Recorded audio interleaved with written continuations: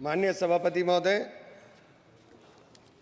महामहिम राष्ट्रपति महोदय के अभिभाषण पर आपने मुझे बोलने की अनुमति दी, मैं आपका आभारी हूं। महामहिम ने अपने संबोधन में स्वास्थ्य जैसे महत्वपूर्ण विषय पर मात्र 10 सेकंड 15 सेकंड के अंदर अपनी बात समाप्त कर दी। मान्यवर, 55 करोड़ भारतीयों को आयुष्मान योजना में पात्रता दी, 25,000 जन औषधि केंद्र खोले जा रहे हैं और 10 वर्ष से ऊपर के नागरिकों को भी प्रधानमंत्री आरोग्य योजना में पात्र बनाने का निर्णय लिया गया। लेकिन मान्यवर, इसके साथ ही एक और बात जो बार बार कही जा रही है कि जिस परिवार के अंदर 6 यूनिट होंगी केवल उनका ही आयुष्मान कार्ड बनेगा। एक तरफ जनसंख्या नियंत्रण की बात होगी और दूसरी तरफ जिनके ज़्यादा बच्चे होंगे केवल उनका ही आयुष्मान कार्ड बनने का काम होगा। आयुष्मान योजना के अंदर जब आप प्रगति का जश्न मनाते हुए इस चुनौती को भी स्वीकार करिए कि इस योजना में लगभग 34 करोड़ कार्ड जारी किए गए, जिनमें से 6.5 करोड़ 80 लाख लाभार्थियों को उपचार मिला। 55 करोड़ में से अभी भी 20-21 करोड़ के लोगों को कार्ड इस योजना के शुरू होने के 6 वर्ष 6 माह के बाद भी देश के अंदर नहीं मिल पाए। मान्यवर, एक ही टेलीफोन नंबर के ऊपर जिस प्रकार से लाखों कार्ड एक टेलीफोन नंबर के ऊपर लाखों 7.5 लाख आयुष्मान कार्ड बना दिए गए। ये मान्यवर सरकार ने ही पकड़ा है, ये मैंने नहीं, सरकार ने ही पकड़ा है, ये सरकार ने ही बताया है। एक ही नंबर के ऊपर ये एक योजना लोगों के भलाई के लिए, लोगों के अच्छाई के लिए ये योजना थी। लेकिन इस योजना की अंदर जो खामियां हैं, मैं केवल उनके तरफ ध्यान दिलाने का काम कर रहा हूं। आयुष्मान योजना के जिस SECC डाटा सूची को बिना वेरिफिकेशन और जांच का आधार माना गया, उस सूची में भारी विसंगति है। 100 करोड़ रुपए की प्रॉपर्टी वालों के आयुष्मान बन गए, अल्पसंख्यकों के, दलितों के, आदिवासियों के और पिछड़ों के जो गरीब परिवार हैं उनके कार्ड नहीं बन पाए। मान्यवर, मैं ये बात आपसे कहना चाहता हूं। मान्यवर, मैं ये बात आयुष्मान योजना के ऑडिट में भी कैग ने गंभीर अनियमितताएं पाई थी। माननीय अध्यक्ष जी, हेल्थ सर्विसेज हमारे देश के लिए, चूंकि जिस देश का नौजवान स्वस्थ होगा, जिस देश का नौजवान स्वस्थ होकर के काम करेगा, वही देश तरक्की करेगा। स्वास्थ्य के ऊपर जब आप बात करते हैं कि हमने 315 मेडिकल कॉलेज नए बना दिए, लेकिन उन मेडिकल कॉलेज के अंदर क्या मानकों के अनुरूप आपने जो उपकरण है उनको उपलब्ध कराने का काम किया, या उन मानकों के अनुरूप आपने डॉक्टर उपलब्ध कराने का काम किया? मान्यवर, मेरे यहाँ शेखुल मेडिकल कॉलेज बनाया गया, 10 साल हो गए उस मेडिकल कॉलेज को, लेकिन आज तक उस मेडिकल कॉलेज के भवन हस्तांतरित नहीं हुआ, और जब भवन हस्तांतरित नहीं हुआ तो अनुरक्षण का पैसा नहीं मिला। मान्यवर, 10 साल तक जिसके ऊपर मेंटेनेंस ना हो, उस भवन को बताइए उसकी स्थिति क्या हो गई हो। मेडिकल कॉलेज बना दिया है, लेकिन मेडिकल कॉलेज के अंदर डॉक्टर नहीं है, एक भी सुपर स्पेशलिटी विभाग नहीं है।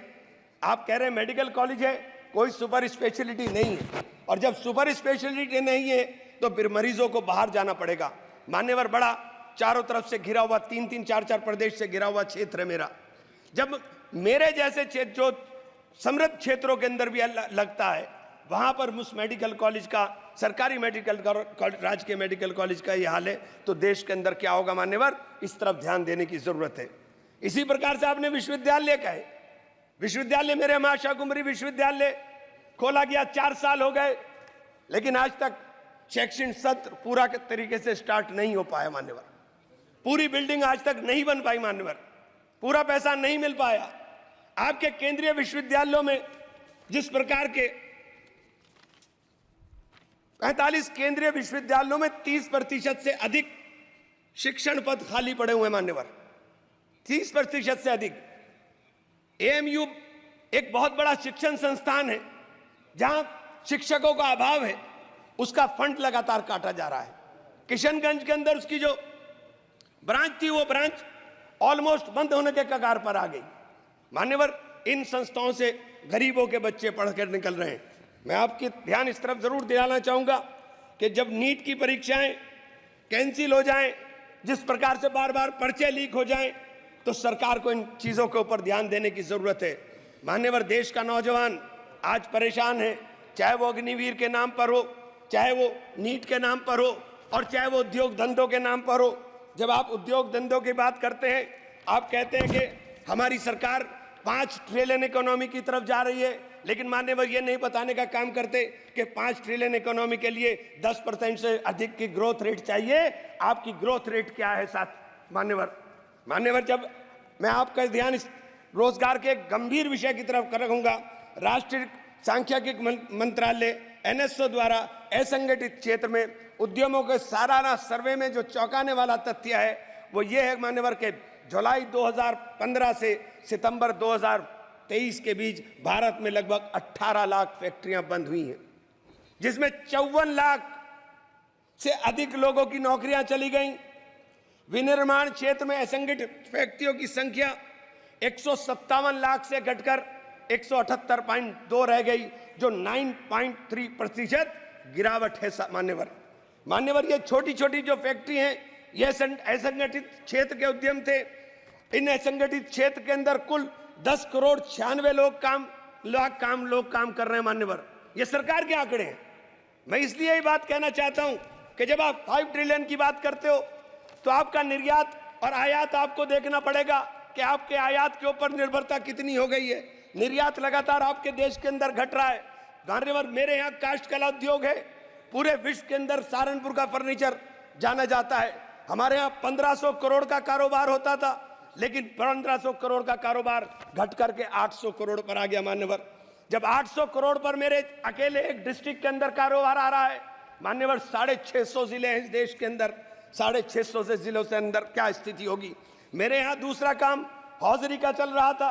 हौजरी का भी पूरा का पूरा देश के अंदर हमारी यहाँ से सप्लाई होती है, लेकिन हौजरी के उद्योग के लिए हमारे यहाँ किसी प्रकार का कोई नहीं। अगर टेक्सटाइल पार्क, मान्यवर मेरी मेडन स्पीच है और आपसे अनुरोध है कि मुझे कम से कम 5 मिनट दे दे, कम से कम।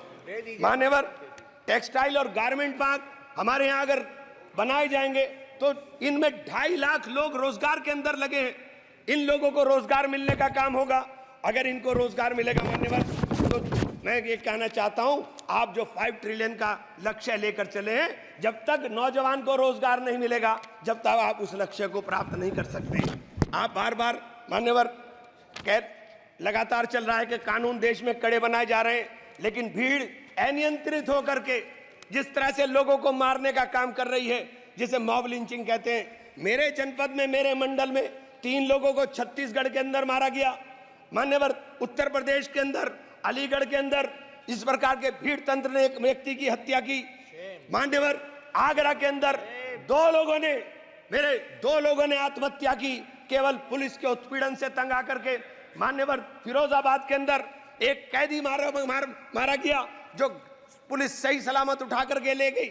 जो ये हालात देश के अंदर बन रहे हैं, आप कानून सख्त करने की बात कर रहे हैं। मान्यवर, ये कानून सख्त करने से केवल काम नहीं चलेगा, उसके ऊपर अमल करने से काम चलेगा। मान्यवर, अमल होना चाहिए। Please conclude, please. 2 मिनट मान्यवर, बस 2 मिनट में कर दूं। अगर आप मैं आपसे मान्यवर जरूर एक बात जरूर कहना चाहूंगा। मेरे क्षेत्र में मां शाकुंभरी बहुत बड़ी सिद्धपीठ है। बाहर 10 साल से मान्यवर, पिछले 10 साल से दिल्ली यमुनोत्री नेशनल हाईवे अधूरी स्थिति के अंदर पड़ा हुआ है। बार बार बड़ा शोर मचाया जाता है कि सब पूरा हो रहा है, लेकिन आज तक नहीं हुआ। उस सिद्धपीठ के जाने का रास्ता मान्यवर उस हाईवे से जाता है।